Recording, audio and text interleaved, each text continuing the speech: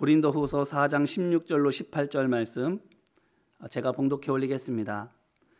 그러므로 우리가 낙심하지 아니하노니 우리의 겉사람은 낡아지나 우리의 속사람은 날로 새로워지도다.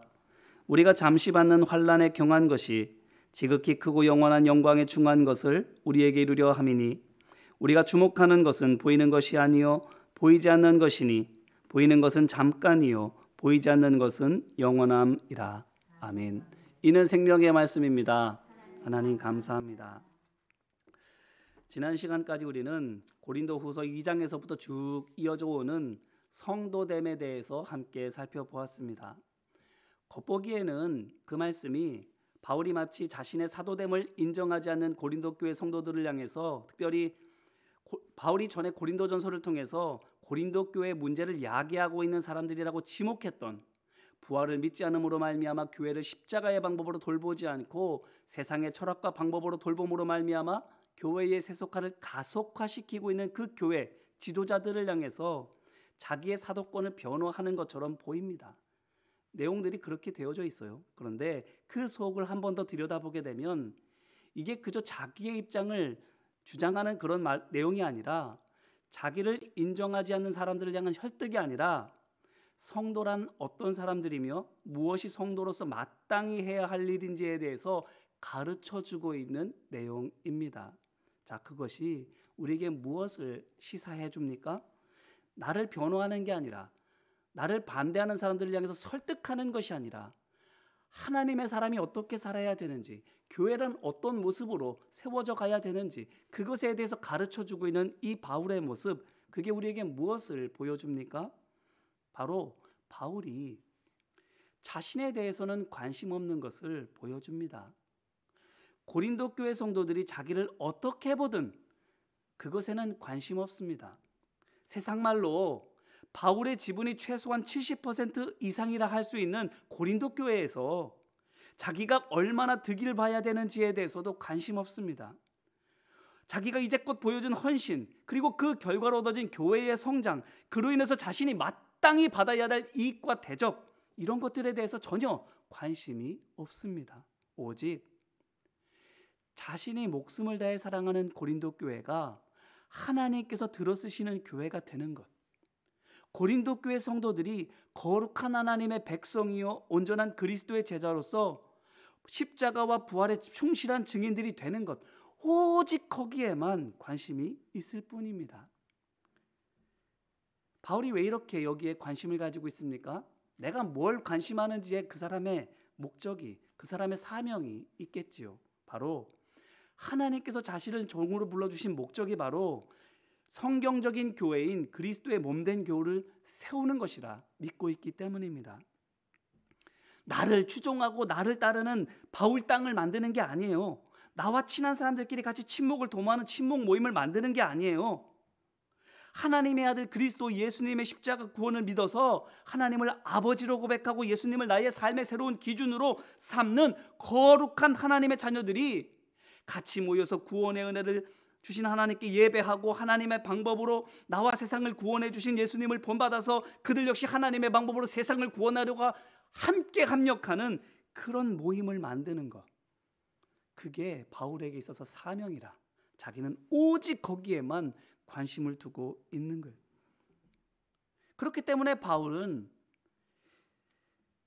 성도들로 하여금 십자가와 부활의 증인으로 세울 수만 있다면, 교회가 친목 모임이나 어떤 세상의 이익단체 같이 되어지는 것이 아니라 그리스도의 몸된 교회에 되어져서 세상을 향해서 십자가의 구원을 증거하는 구원의 방주가 될 수만 있다면, 그것을 어떻게든 알려주고 깨닫게 해줄 수만 있다면, 자기는 어떤 어려움을 당해도 상관없을 거예요. 수치당하는 것도 상관없고, 심지어 버림받고 잊혀지는 것도 신경 쓰지 않을 거예요. 나는 잊혀진대도 그리스도만은 기억하라고, 나는 설령 버린다 할지라도 하나님만은 그분의 백성에게 마땅히 받으셔야 될 그 섬김 받으시는 것, 그게 그가 진정으로 바라는 그것입니다.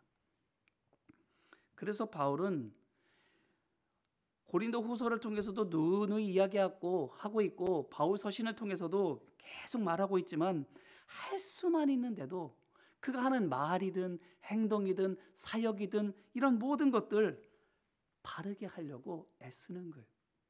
그에게 있어서 바르게 한다는 게 무엇입니까? 세상 법규를 잘 지키는 것 그 이상입니다.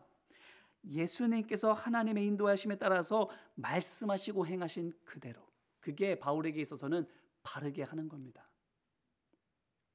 세상 법의 기준을 넘어서 하나님 말씀대로 하는 것. 예수님께서 모범을 보여주셨는데 그 모범을 본받아서 하나님 말씀하시는 대로 순종해서 하는 것. 그게 바울에게 있어서는 바르게 살아가는 것, 바르게 사역하는 것인 것입니다. 지난 시간에도 제가 말씀드렸지만 그게 바로 반칙하지 않는 겁니다. 그래야지 하나님의 일을 실패하지 않으니까요. 세상 일은 세상 방법대로 한다 쳐도 하나님의 일은 하나님의 방법대로, 하나님의 법대로 해야지 되는 거니까. 그래야 룰대로 해야 이겼을 때 진짜 이긴 거가 되는 거고, 룰대로 하지 않았으면 설령 이겼다 할지라도 그게 지는 거가 되는 거니까. 그뿐이 아니에요. 내가 여태 성도들에게 뭐라고 말하고 가르쳤어요? 하나님 말씀대로 살아야 됩니다 라고 말하고 가르쳤는데, 정작 내가 그렇게 하지 않으면 그걸 보고 성도들이 어떻게 하는 거예요? 안 해도 되네. 말로는 그렇지만 실제로는 안 그래도 되는 거네. 그렇게 생각하면 그들도 그렇게 살아갈 것 아니겠습니까? 그러니 바울은 아이 앞에서는 숭늉도 제대로 마시지 못한다라는 말처럼 어떻게든 하나님 앞에, 어떻게든 사람 보기에도 하나님 앞에 온전해 보이도록 최선을 다해서 하나님 앞에 바르게 일을 하는 거예요. 이렇게 바울은 철저히 종이었습니다. 하나님의 종이었고, 고린도 교회 성도들을 바른 길로 인도하는데 자신의 모든 것을 내어놓는 고린도 교회의 종이었어요. 보여지는 모습, 그리고 실제로 하는 역할은 교사나 다름없는데 바울이 어떻게 하고 있는 거예요? 그렇게 불려지고 대우받기를 한사코 마다하는 거예요. 나를 교사라고 부르지 말라는 거예요. 나를 선생님이라고 부르지 말라는 거예요. 종이라고, 나는 종이라고, 그렇게 스스로를 늘 말하는 거예요. 이 모습, 무엇을 하든 스스로를 종으로 여기는 것, 그렇게 생각만 하는 것이 아니라 실제로 그렇게 행하는 것, 그게 무엇일까요? 바로 새로 태어난 사람, 거듭난 사람, 그의 모습입니다. 예수 그리스도 안에서 거듭난 사람, 새로 태어난 사람의 모습이 바로 이와 같은 거예요. 언제나 종으로. 내 목적, 내 이익, 내 목표가 아니라 하나님의 비전, 그것을 하나님의 방법으로 누가 보든 안 보든 옳게 해 나가는 것, 그게 거듭난 하나님의 사람의 모습입니다. 그러면 한번 생각해 봅시다. 바울이 처음부터 이랬을까? 바울이 예수님을 처음 인격적으로 만났을 때 과연 어땠을까? 정말 아무것도 모르는 어린아이 같이 좀 미숙하고 부족한 모습이었을까? 아니면 다른 모습이었을까? 사도행전 9장 말씀을 보면 바울이 예수님을 처음으로 만나는 장면이 나오는데 이래요. 아시는 것처럼 다메섹으로 가던 길에서 빛으로 오신 예수님을 만나지요. 그 빛에 눈이 멀어버리고 말합니다. 그런데 어떻게 합니까? 9장 9절로 12절 말씀을 보니까 식음을 전폐한 채 3일 동안 기도만 해요. 음식을 못 먹게 된 게 아니에요. 안 먹는 겁니다. 뭐 하느라고 안 먹어요? 기도하느라고 안 먹어요. 왜 기도할까요? 앞을 볼 수 없게 돼서 눈 좀 뜨게 해달라고 그렇게 간구하는 것일 수도 있고, 어쩌면 이제껏 십자가에 못 박혀 죽은 예수란 사람이 하나님의 아들을 사칭한 사기꾼으로만 믿고 있었는데, 빗속에서 들려온 나는 내가 박해하는 예수라 라는 그 음성 때문에 그 믿음이 흔들려서는 이게 도대체 어찌된 일인지 알려달라고, 흔들리는 나를 붙잡아 주시든지 예수가 정말 부활한 것이 맞는지 알려달라고 그렇게 기도하고 있는 걸까요? 둘 다 마찬가지일 수도 있습니다. 그런데 보세요, 그 기도 때문에 바울이 거듭남을 경험했을까요? 이어지는 9장 10절로 12절 말씀을 보니까 그렇지만은 않은 것 같습니다. 보니까 바울이 그렇게 안 보이는 암흑 속에서 기도하고 있을 때 하나님께서 그곳에 살고 있는 아나니아라고 하는 제자에게 찾아오셔서는 말씀하세요. 직가라고 하는 거리에 있는 유다라는 사람의 집이 있는데 거기에 바울이 기도하고 있다. 내가 거기에 가서 그 사람에게 안수해서 눈이 뜨게 되는 것을 그 사람이 지금 환상을 통해서 보고 있다. 이렇게 말씀을 해주시는 거예요. 그래서 저는 가서 안수해 주라는 거예요. 하나님께서 기도하고 있는 바울에게 아나니아라는 사람을 통해서 자기 눈이 뜨게 되는 그 환상을 지금 보게 하나님께서 보여주셨다라는 거예요. 그런데 문제는 그게 되려면 아나니아가 유다라는 사람의 집에 가야 된다는 거고 거기서 바울을 만나야 된다라는 거죠. 거기가 어딘데요? 바울이 누군데요? 바울이야 익히 알려진 대로 예수님 믿는 사람들을 극혐하는 사람들이잖아요. 그렇다면 그런 바울이 지금 머무르고 있는 그 집 주인인 유다라는 사람은 또 어떤 사람이겠어요? 예수님 믿는 사람이겠어요? 천만에요. 바울처럼 유대교 근본주의자일 거예요. 똑같은 마음이었을 거예요. 바울을 도와서 다메섹에 있는 예수님 믿는 사람을 잡아 죽이려고 했던 사람이었을 거예요. 그러니 아나니아에게 있어서 거기는 사자굴이에요. 그런데 거기를 제발로 찾아가라는 겁니다. 찾아가서 눈뜨게 도와주라는 겁니다. 눈뜨면 뭐 할 건데? 예수님 믿는 사람들 잡을 텐데 당장 아나니아 자신이 먼저 잡힐 텐데 잡혀가지고는 고문당하고 예수 믿는 사람들 어디 있는지 알아내라고 부르라고 그렇게 말하면 그러고 듣게 되면 막 쫓아가서 잡으러 다닐 텐데 그러니까 처음에는 아나니아가 망설여요. 그런데 하나님께서 뭐라고 말씀하세요? 내가 그를 종으로 택했다라고 말씀하시는 거예요. 그러니까 그 말씀에 바울에 대한 미움, 내가 박해 당하고 다메섹에 있는 성도들이 고난을 당할지도 모른다라는 그 염려 다 내려놓고 바울이 있는 유다의 집으로 갑니다. 가서는 유다를 먼저 만났겠죠. 자초지종을 이야기하고 바울을 위해서 기도해 주는 거예요.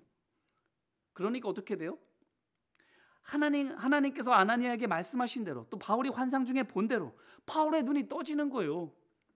그래서 앞을 보게 돼서 바울이 유다와 함께 아나니아를 잡습니까? 아니죠. 사도행전 9장 18절 말씀을 보니까 눈이 뜨자마자 곧 일어나서 세례를 받았다 이렇게 말하고 있습니다. 자기 죄를 회개하고 예수님을 구주로 영접했다는 거예요. 이게 뭘 보여줘요? 바울이 아나니아가 자신의 신변이 위험해질 수 있음에도 불구하고 뿐만 아니라 바울 자신이 예수 믿는 사람들을 어떻게 괴롭혀 왔는지를 아나니아가 너무나도 잘 알고 있을 텐데 그래서 너무나도 미웠을 텐데 그럼에도 불구하고 자기를 조건 없이 도와줬던 그 아나니아 그를 통해서 뭘 느끼게 되는 거예요? 밝은 빛 속에 본 아나니아가 믿는 그 예수님이 유령이나 내 머릿속에 있는 망상이 아니라 정말 살아계시는 하나님의 아들이신 것이 느껴지게 되는 거예요. 아나니아가 와서 눈을 뜨게 해준 일을 통해서 환상 속에 들은 예수님의 말이 진짜인 것을 알게 된 거예요. 자기가 정말로 하나님의 아들 예수 그리스도를 박해하고 있었다라는 사실이 그 죄가 절절하게 느껴지게 된 거예요. 그렇기 때문에 기도 그 자체를 통해서 회개하고 하나님 앞에 돌아온 게 아니라 기도하고 있는 중에 그 기도 속에서 만난 하나님의 환상이 아나니아를 통해서 확인이 되고 나니까 그 사랑을 직접 만나고 나고 내 죄를 깨닫게 되니까 거기에서 고꾸라지는 역사가 있게 되는 거예요. 바로 이거예요.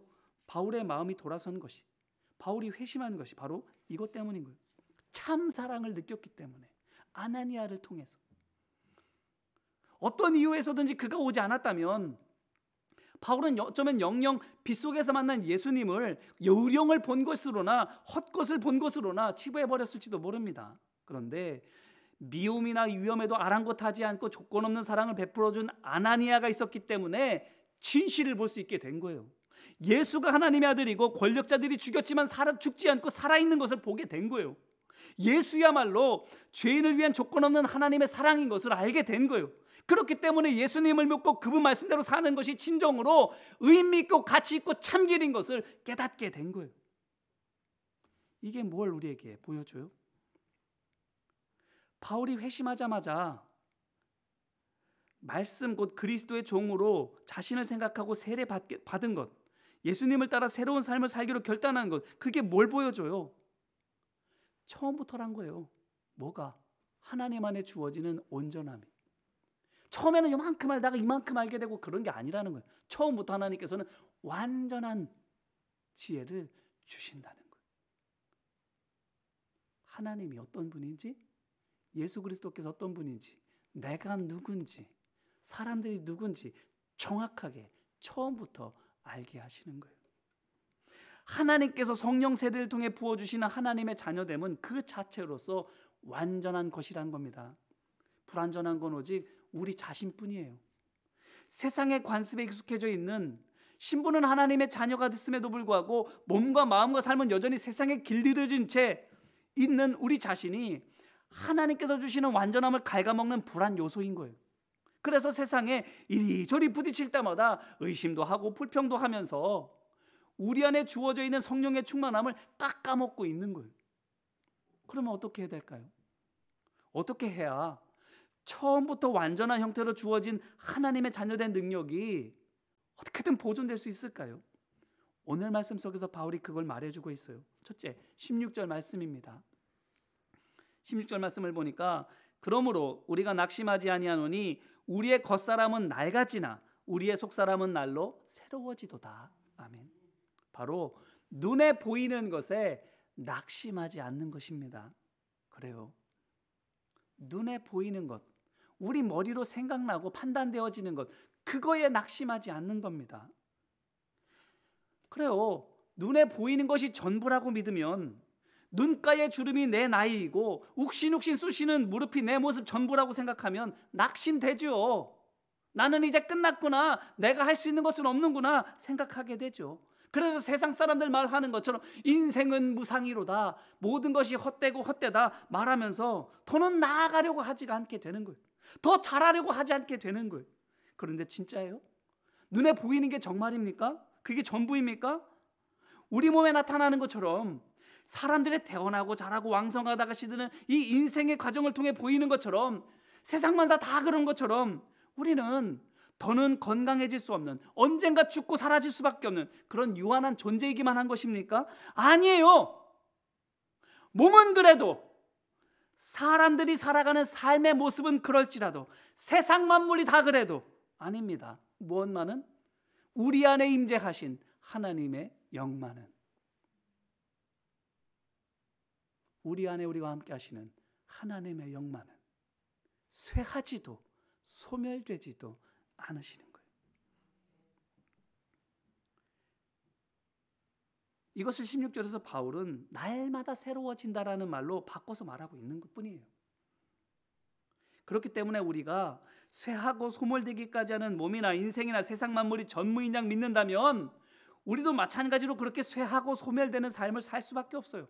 그런데 늘 새로워지는, 그래서 언제나 변함없이 충만하고 생생한 하나님의 영이 우리 안에 있음을 믿고 그것을 의지하고 우리도 날마다 새로워지는, 우리가 처한 환경이나 우리의 몸의 상태나 이런 것과 상관없이 충만하고 생생한 하나님의 영을 사모하며 살아가게 된다면 그와 같은 은혜를 동일하게 누리며 살아갈 수가 있게 되는 거예요. 그 삶은 17절에 있는 것처럼 잠시 받는 작은 환난에 요동치지 않는 삶입니다. 바울이 이것을 우리가 당하는 모든 고난과 고통을 말 그대로 잠시 받는 환난에 경한 것이라고 말하고 있는데, 그게 왠 줄 아세요? 고문이 괴롭지 않아서? 질병이 아프지 않아서? 사고가 무섭지 않아서? 천만에요.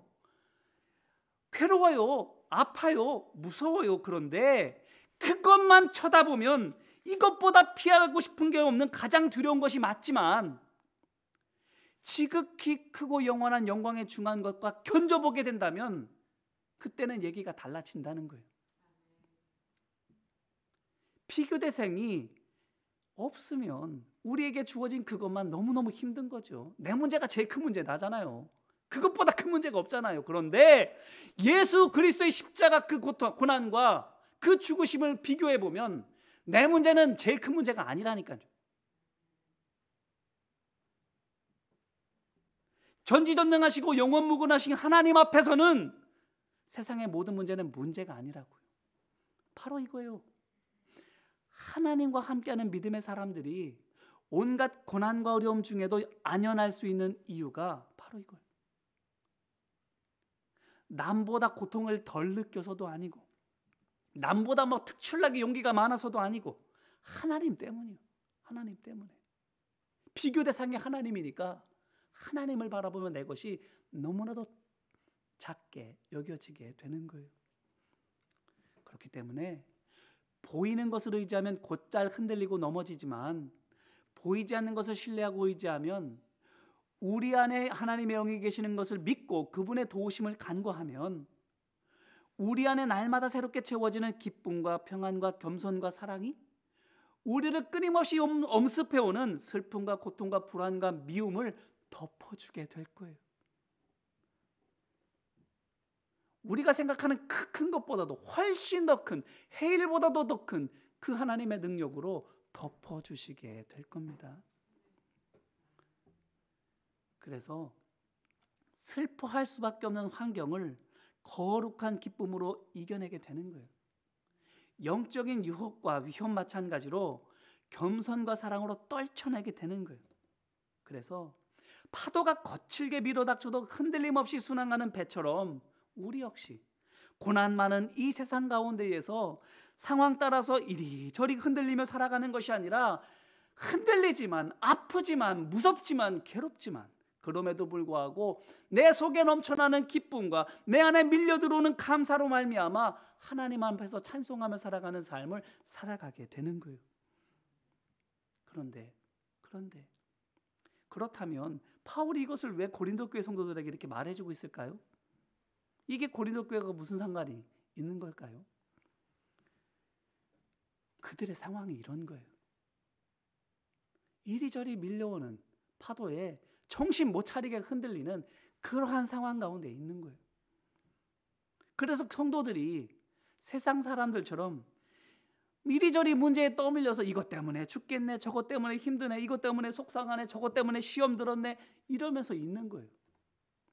하나님은 안 보이는 거예요. 하나님의 능력은 느껴지지가 않는 거예요. 세상의 힘이 너무 강해서, 질병의 고통이 너무 크다 여겨져서 그거에 짓눌려서 아무 생각을 못하는 거예요. 그들 안에 주어진 하나님의 능력이, 그들에게 부어주신 하나님의 자녀된 권세가 그 모든 것보다도 훨씬 더 크고 위대한 건데 그걸 못 느끼고 살아가고 있는 거예요. 주식하는 사람들은 보니까 색깔에 참 민감하더만요.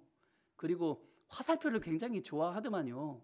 파란색은 굉장히 안 좋아하는 경향이 있고, 빨간색을 굉장히 선호하는 경향이 있고, 이렇게 화살표가 위로 올라가는 걸 굉장히 기뻐하더라고요. 밑으로 내려가면 굉장히 슬퍼하고.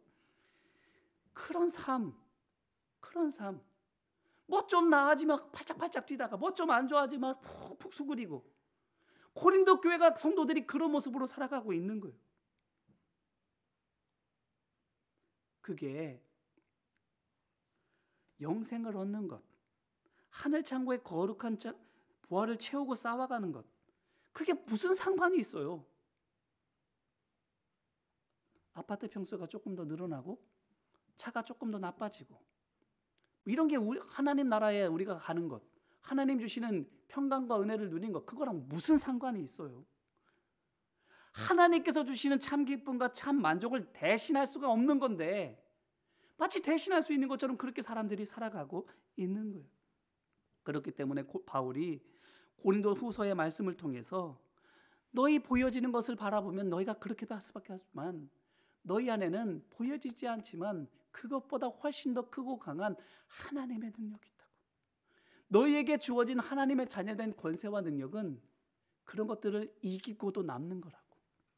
세상의 모든 걸 다 잃어도, 세상에 정말 욥처럼 정말 견딜 수 없는 고통을 겪는다 할지라도 하나님의 자녀된, 하나님께서 나와 함께 하신다는 그 은혜와 사랑과 능력은 그것과 대체가 될 수가 있는 것이 아니라고 바울이 말해주고 있는 거예요. 그러니 담대하라고, 그러니 두려워하지 말라고 말해주고 있는 거예요. 이제 말씀으로 우리 자신을 돌아보기를 바랍니다. 우리는 무엇을 주목해 보고 있습니까? 내게 있는 것, 사람들에게 있는 것, 또한 물결칠이 이렇게 저렇게 움직이고 있는 세상의 시류들, 그런 것들 바라보고 계십니까? 그렇다고 한다면 보이는 것에 마음을 빼앗겨서 우리 안에 주어진 정말 위대하고 크신 하나님의 권세, 능력 자꾸 갉아먹게 되는 거예요. 시험 때문에, 근심 때문에, 두려움 때문에, 불평 때문에 자꾸 갉아먹다가 결국에는 없다시피, 아니 있는데 없는 것처럼 느끼게 되는 겁니다. 바라기는 날마다 새롭게 부어주시는 그 하나님의 능력, 우리 안에 이미 충만한 것을 기억하고 다시금 새롭게 부어주시는 그 하나님의 능력으로 충만하게 채워지기를 사모하는 우리 모두가 되기를 주님의 이름으로 기원합니다. 어떻게 하면 채워질 수 있을까요? 어떻게 하면 없는 것 같이 여겨지는 그 하나님의 능력이 우리 안에 다시 채워지는 것을 느껴지게 될까요? 간단해요. 태양열 충전하는 거 생각해 보시면 됩니다. 어떻게 하면 충전돼요? 햇빛을 향해 서기만 하면 돼요. 햇빛을 향해 노출되고만 있으면 쭉쭉쭉쭉쭉 충전되는 거예요. 우리도 마찬가지입니다. 빛 대신 하나님을 바라보면 되는 거예요. 빛 대신 하나님을 바라보는 것. 하나님을 전지전능하시고 영원무궁하신 만군의 주 여호와로 믿는 것, 그게 우리 안에 다시금 하나님의 능력으로 채워지는, 이미 있는 그 능력이 우리 안에 채워지는 것으로 느껴지게 되는 일인 줄로 믿습니다. 그러므로 그분을 향해 서시기를 바라요. 우리의 마음을 그분께 드리기를 원해요. 그럴 때 환경도 막지 못하는 기쁨이 우리 안에 샘솟는 것을 느껴지게 될 줄로 믿습니다. 조건도 주저앉히지 못하는 능력이 우리 안에 넘치게 될 줄로 믿습니다. 환경의 종이 아닌, 환경을 오히려 이기고 지배하는 하나님의 능력 있는 자녀들로 오늘을 살아가는 우리 모두가 되시기를 주님의 이름으로 축원합니다. 우리 같이 기도할까요? 우리 시간 먼저 우리 스스로를 돌아보며 함께 기도하기를 원합니다. 가만히 생각해 보세요. 우리가 정말 뭘 바라보고 있는지, 내가 바라보고 있는 게 내 건강인지, 내 나이인지, 내 재능인지, 내 주변에 있는 내게 도움을 줄 수 있는 것들인지, 그걸 바라보고 있는지, 아니면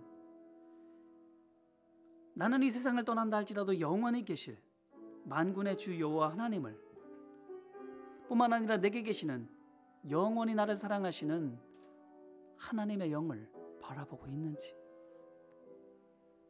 하나님의 영, 하나님을 바라보고 있지 않다면 이 시간 우리의 눈을 이 시간 돌리는 기도를 드리길 원합니다. 회개하며 다른 것을 바라보고 있던 우리의 눈을 주님께로 향하기를 원합니다. 같이 기도할게요. 은혜와 사랑 많으신 아버지 하나님, 고린도 교회 성도들이 하나님이 아닌, 예수 그리스도가 아닌, 십자가가 아닌, 부활이 아닌 다른 것을 바라보고 그들은 흔들릴 수밖에 없었습니다. 교회 안에서뿐만 아니라 교회 밖 세상에서도, 삶에서도 하나님의 자녀된 권세로 살아가지 못하고 세상 사람들과 똑같은 모습으로 살아갈 수밖에 없었습니다. 이리저리 분들리는 부평초와도 같은 삶, 그렇게 흔들리며 살아가다가 근심 가운데 소멸되어지는 삶, 그런 삶 살라고 하나님 우리를 구원해 주신 것 아닙니다. 우리에게 하나님의 영을 부어주신 것 아닙니다. 그렇게 살아가고 있는 사람들을 오히려 깨우쳐주라고, 그것이 너희가 살아갈 삶이 아니라 하나님 안에 주어지는 영원한 능력을 가지고 담대함으로 세상을 이기며 살아가는 것이 너희가 살아가야 될 삶이라고 우리에게 가르쳐주라고 우리에게 그와 같은 능력 주셨습니다.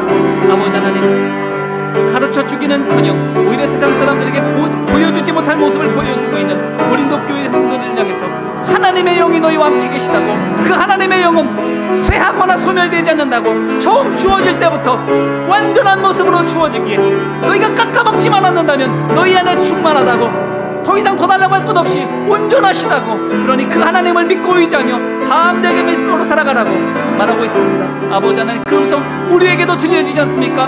우리를 향한 말씀이 있지 않습니까?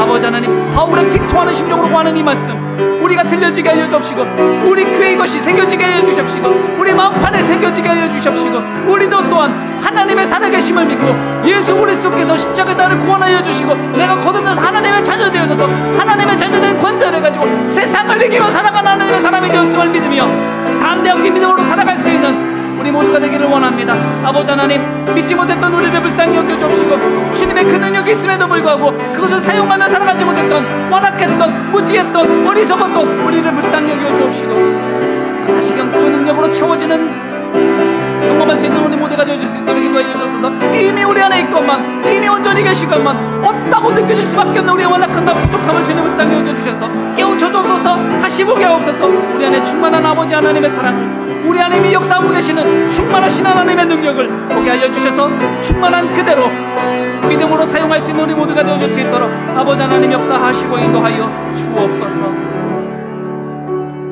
또한 이어서 같이 기도하기를 원합니다. 예수님이 우리의 힘입니다. 그런데 그 힘으로 우리가 누리며 살아가려면 하나님의 약속을, 말씀을 붙들어야 돼요. 믿지 않으면 아무리 좋은 것, 아무리 완전한 것이 우리 안에 있다 할지라도 제대로 사용하며 살아갈 수가 없는 거예요. 통장에 잔고가 너무나도 많은데 아무것도 없는 사람처럼 쫄쫄 굶으며 살아갈 수밖에 없는 거예요. 그렇게 이 시간 간구하며 함께 기도할 때에 주님, 믿어지는 역사가 있게 하옵소서. 하나님의 약속을 바라보게 하옵소서. 그 약속을 붙들게 하옵소서. 그래서 그것을 누리며 살아가는 내가 되게 하옵소서라고 우리 자신을 위해서, 또한 믿음의 형제 자매들을 위해서 간구하며 중보하며 같이 기도하겠습니다. 은혜와 사랑 많으신 아버지 하나님, 아무리 좋은 것이 우리에게 주어진다 할지라도 그것을 믿지 못하면 누리지 못합니다. 아버지 하나님, 믿지 못하면 하나님께서 아무리 하늘에 보고를 내신들 포기는 먹어도 먹을 수는 없습니다. 아버지 하나님, 오늘 우리의 삶이 보고 남이 먹는 것을 부러운 눈으로 바라보는 자들의 삶이 아니고 얻는 자 되게 하옵소서. 먹는 자 되게 하옵소서. 누리는 자 되게 하옵소서. 나누어주는 자 되게 하옵소서. 먹여주는 자 되게 하옵소서. 그와 같은 자가 되기 위하여 하나님 앞에 믿음을 간구합니다. 믿어지게 하옵소서. 하나님의 약속이 믿어지는 역사가 있게 하옵소서. 눈으로 보여줘서 믿는 것이 아니라, 마음으로 계산되고 판단되어져서 믿는다고 하는 것이 아니라 그저 믿어지는 역사가 있게 하여 주옵소서. 여호수아가 믿었던 것처럼, 갈렙이 믿었던 것처럼 사람의 생각으로는 도저히 믿어지지 않는 모세를 통해 선포되어진 하나님의 그 말씀, 믿어지는 역사가 우리 가운데 있게 하여 주셔서 가데스 바네에서 뒤돌아서는 자들이 되니 아니라 그곳에서 가나안 땅을 향해 나아갈 수 있는 자들 되게 하옵소서. 저들은 우리의 밥이라고 선포하며 그들을 향해서 믿음으로 담대하게 발걸음을 내릴 수 있으며 여호수아가 되게 하옵소서. 갈렙이 되게 하여 주옵소서. 허락하신 그 새 땅을 향해서 나아갈 수 있는 믿음의 종된 우리가 모두가 되어줄 수 있도록 아버지 하나님, 우리의 믿음을 부어주옵소서. 거룩한 믿음을 부어주옵소서. 십자가가 믿어지는 믿음을 허락하여 주옵소서. 부활의 그 능력이 믿어지는 역사가 우리 가운데 있게 하여 주옵소서. 십자가가 믿어지지 않으니까 죽으려고 들지 않습니다. 죽지 않으니까 부활을 맛보지 못합니다. 부활의 그 능력을 믿지 못하니까 담대하게 십자가로 나아가지도 못합니다. 죽는 척만 할 뿐 죽으려고도 하지 않습니다.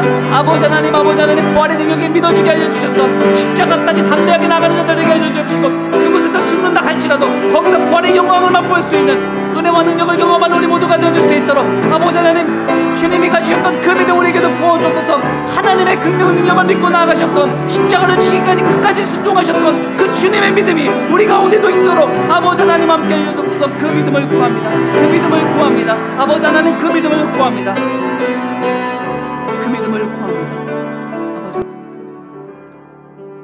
마지막으로 결단하며 같이 기도하기를 원합니다. 주님만 주목해 바라보겠습니다. 세상의 온갖 것들이 내 눈앞에 얼려오는 가지만, 세상의 온갖 이야기들이 내 귓전을 맴돌지만 보지 않고 듣지 않겠습니다. 주님만 보겠습니다. 주님 말씀만 듣겠습니다. 그렇게 믿음으로 살아가기를 결단하는 내가 되겠습니다라고 시간 간구하며 함께 기도하겠습니다. 은혜와 사랑 많으신 아버지 하나님, 세상의 많은 것들이 우리의 눈앞을 어른거립니다.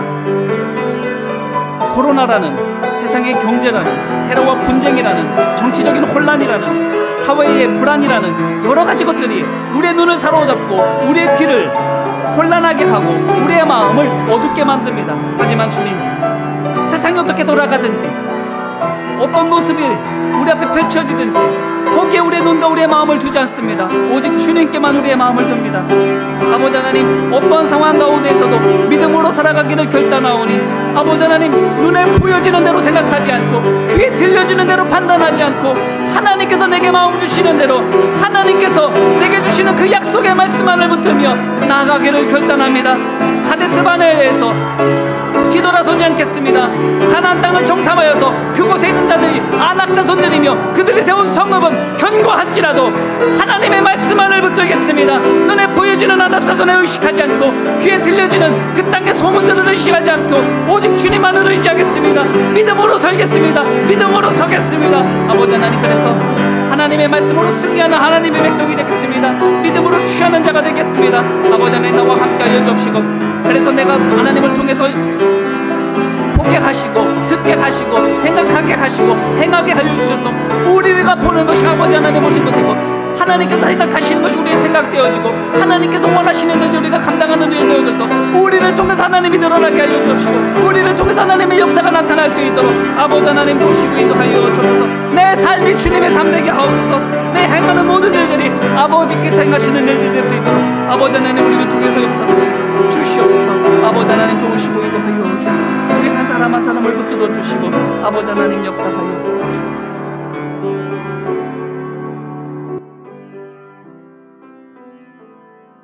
은혜와 사랑 많으신 아버지 하나님, 고린도 교회 성도들이 주목해 바라보는 것이 그들 안에 있는 완전하신 아버지의 영이 아니라 그들에게 믿음으로 주어진 하나님의 자녀된 권세가 아니라 그들 몸, 그들의 삶, 주변에 있는 세상의 모습들이었기 때문에 속절없이 흔들리고 있을 수밖에 없음을 바울을 통해 말씀하여 주십니다. 오늘 우리의 삶도 마찬가지입니다. 눈에 보여지는 것, 귀에 들려지는 것, 사람들이 하는 일들, 세상 돌아가는 일들, 거기에 우리의 눈과 마음이 온통 빼앗겨서는 주님이 보이지 않을 때가 얼마나 많은지요. 내가 얼마나 무기력하게 느껴질 때가 얼마나 많은지요. 주님, 눈에 보이는 것, 귀에 들리는 것, 세상에 있는 모든 것들, 거기에 우리의 눈과 마음을 두지 않고 오직 주님의 약속 말씀 거기에만 두겠습니다. 주님의 십자가만을 바라보겠습니다. 주님의 부활의 능력만을 의지하겠습니다. 그래서 가나안 땅을 직접 보고서 그곳에 있는 아낙 자손들과 그들이 세운 견고한 성 때문에 마음이 흔들렸던 정탐꾼들 같이 되어지지 않고 보았음에도 불구하고 하나님만 붙들렸던 여호수아와 갈렙과 같이 믿음으로 서겠습니다. 주님만을 주목해 바라봄으로 말미암아 약속되어진 그 말씀을 붙들므로 말미암아 약속된 그 땅을 취하는 우리 모두가 되기를 원하오니 주님 온전히 이루어지도록 역사하여 주옵소서. 함께 하시고 역사하실 것을 믿고 간절히 바라며 예수님 이름으로 기도합니다.